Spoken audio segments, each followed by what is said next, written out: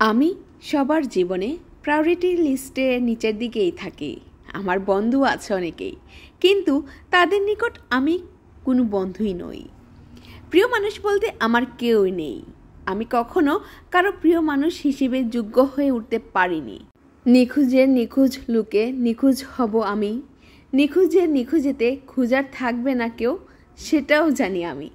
সংক্ষিপ্ত জীবনে একটা শৌখিন আফসোস, আমাকে খুঁজার মতো কেউ নেই। আমার জীবনের প্রত্যেকটা অধ্যায়ে সবাই গুরুত্ব পেলেও কারো জীবনের সূচনাতেও আমার গুরুত্ব হয়নি। আমি সবার নিকট বরাবরের মতোই অবহেলিত। প্রয়োজনে ছিলাম আমি সবারই প্রিয়জন, প্রয়োজন শেষ হয়েছে শুধুই অপ্রয়োজন। সো ভিউয়ার্স, কিছু কথা শেয়ার করলাম, আর সাথে শেয়ার করছি আজকের রান্না। যেহেতু সকালে রান্না করিনি, তাই আমি সন্ধ্যার পর রান্নাটা শুরু করে দিলাম এবং একটু চাও বানিয়ে নিলাম। সো আজকের ব্লগটা আমি বিকাল থেকে শুরু করলাম। বিকালে বাচ্চাদের নিয়ে একটু আউটিংয়ে গেলাম, ওদেরকে একটু সময় দিলাম, ওদেরকে নিয়ে একটু খাওয়া দাওয়া করলাম বাইরে। দেন বাসায় চলে আসলাম। আসলে বাচ্চাদেরকে সময় দেওয়া, বাচ্চাদের সাথে টাইম স্পেন্ড করা কিন্তু খুবই জরুরি। এখন যে সময় হয়েছে আমাদের, আমরা যদি বাচ্চাদেরকে কোনো টাইম না দেই, সো বাচ্চারা আসলে ডেসপারেট হয়ে যেতে পারে, ভুল পথে চলে যেতে পারে। ওদের সাথে মিশতে হবে, ওদের কথা শুনতে হবে, ওদেরকে কথা বলার সুযোগ করে দিতে হবে, যাতে সে আপনার সাথে বন্ধুসুলভ আচরণ করতে পারে। সো দুপুরে খাওয়া দাওয়ার পর আমরা চলে গিয়েছিলাম বাইরে। সো দেখতেই পেলেন কি খেলাম। দেন আমি রান্না বসিয়ে দিলাম। এই তো ডাল রান্না করে নিলাম এবং মাছটা রান্না করব আলু দিয়ে। সো তার জন্য আমি সব কিছু কেটে কেটে নিয়েই আগে থেকেই রেখেছিলাম, দেখতেই পেলেন।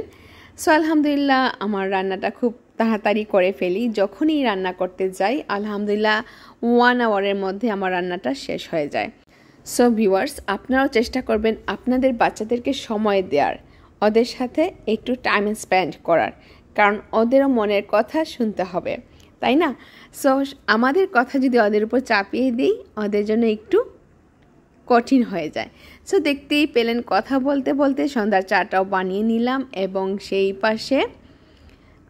সেই সাথে আলুটাও সিদ্ধ হয়ে যাচ্ছে। আলুটা সিদ্ধ হয়ে যাওয়ার পর আমি মাছগুলা দিয়ে দিব।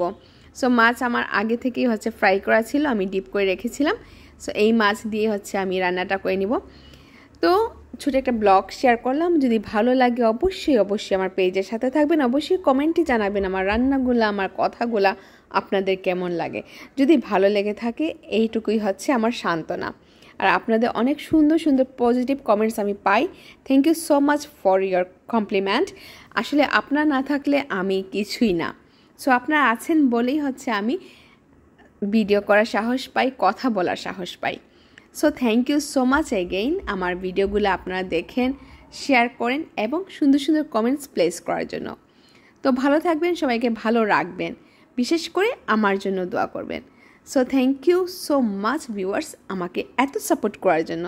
সো এই তো আমার রান্না শেষ। আল্লাহ হাফেজ, ভালো থাকবেন, আমার জন্য দোয়া করবেন। বাই, টিল দেন, দেখা হবে, কথা হবে নেক্সট কোনো ভিডিওতে।